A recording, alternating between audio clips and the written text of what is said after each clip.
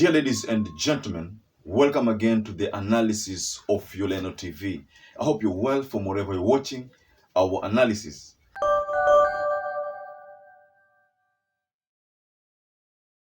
Now, President William Samoei Ruto directed banks to offer lending to small businesses on a single digit rate.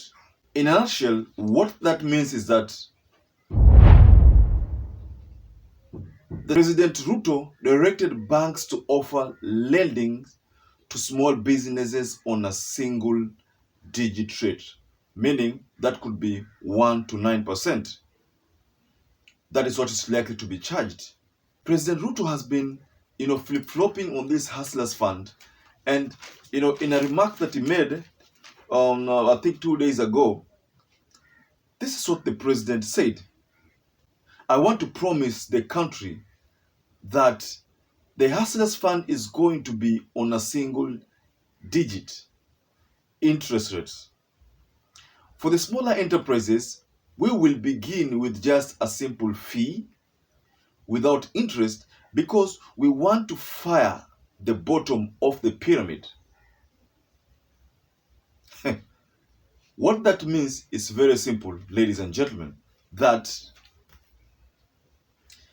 President William Samoei Ruto would like to invest in the hustlers, the people who are at the bottom of the pyramid, so that they can be empowered to produce goods which can be exported to the international countries, and that he believes will make the economy grow.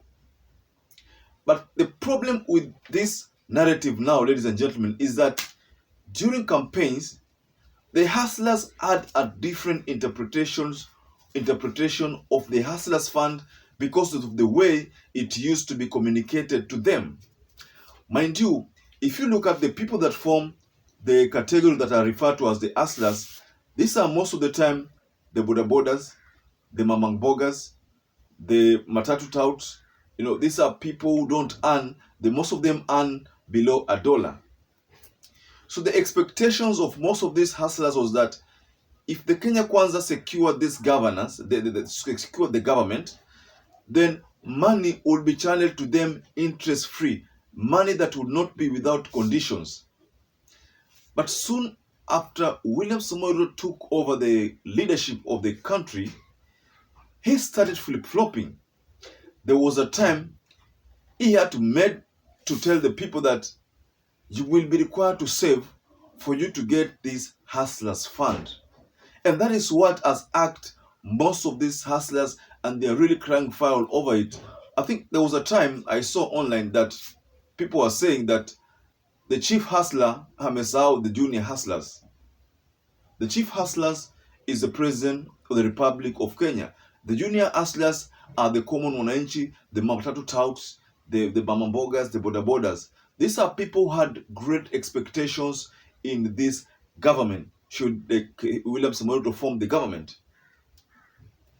So mind you, William Samoei Ruto, I think he found that the idea that he had of the Hustlers Fund is something that is hard to finance, and then there had to be somewhere a way for the country to reap from this fund. I think if I'm not wrong, then my understanding of this Hustlers Fund is something more or less like a microfinance.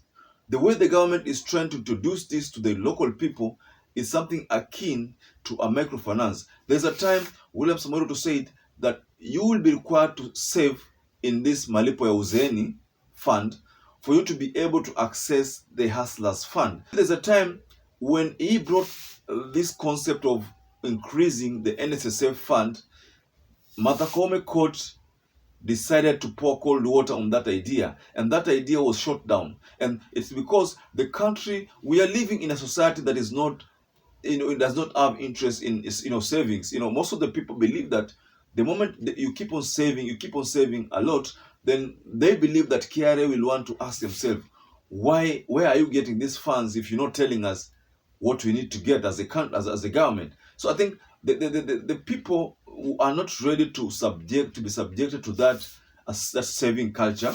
So that's the reason why we find that this hustlers narrative might not work, because if the government is still hell-bent on making sure that people save, for them to be able to access these funds, then I think most hustlers will not get benefit from these funds, the hustlers fund.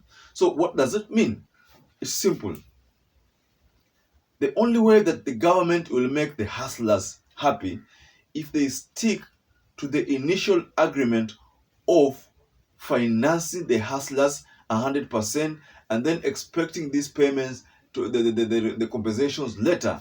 And they said that the hustlers funds will be interest free, but the certain remarks that are being peddled by the Kenya Kwanza government, especially from the president, is that you will be required to pay a small fee to be able to access these funds. That makes the hustlers fund something similar to